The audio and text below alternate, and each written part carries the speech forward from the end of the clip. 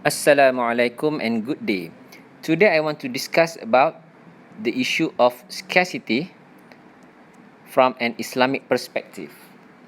Economics as a discipline of knowledge basically started with the central problems of scarcity. Resources are said to be limited or scarce. For that matter, choice need to be made, and when choice is made, so there is a opportunity cost. So we have choice, and as a result, we have opportunity cost. One important question that we need to ask here is how Islam view the concept of scarcity. This question arises because there are verses in Al-Quran that points to the fact that Allah can give resources in abundance according to His own will.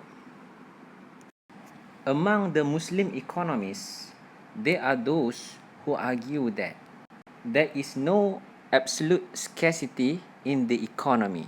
The reason why they say that there is no absolute scarcity, it is based on the dalil or evidence from Al-Quran. For example, in this verse from Surah Al-Baqarah, verse number 212, where Allah mentions clearly at the very end of this verse, Wallahu yarzuqu man yasha'u bighairi hisab.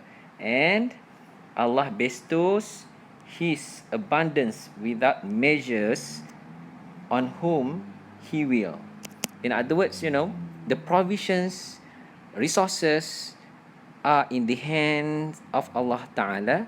He can give, He can widen, He can restrict to whomsoever He wants.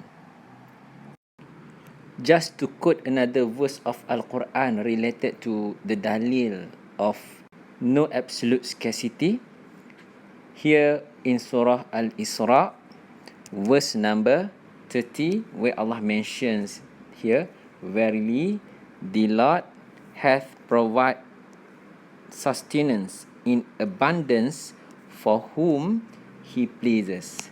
So again here, in terms of resources, in terms of provisions, it is in the hand of Allah Ta'ala. So, from the evidence shown earlier, what we can say about scarcity from an Islamic perspective is that, number one, the dalil in the Al-Quran indicates that there is no absolute scarcity because Allah provides sustenance, resources in abundance to whomsoever He pleases. And number two, in economics basically, including in Islamic economics, we are dealing with the concept of relative scarcity. Relative scarcity basically happens where at certain time and certain place, certain resources are limited.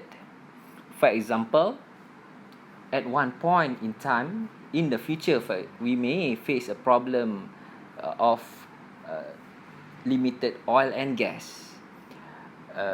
We may face problems such as limited water given certain place and time.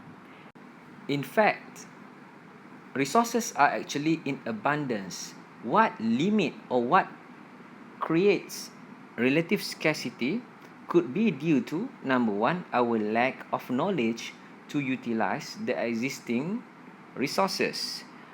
Number two, relative scarcity occurs because the way we allocate resources bias towards certain group of people. Minority owns so many resources, therefore the majority felt the scarcity.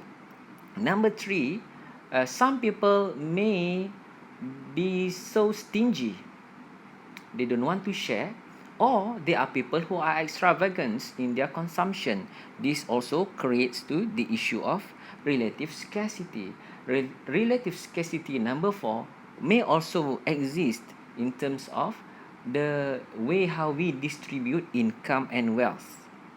So, in actual fact, we may say that resources are actually in abundance, relative scarcity happens due to those points mentioned earlier.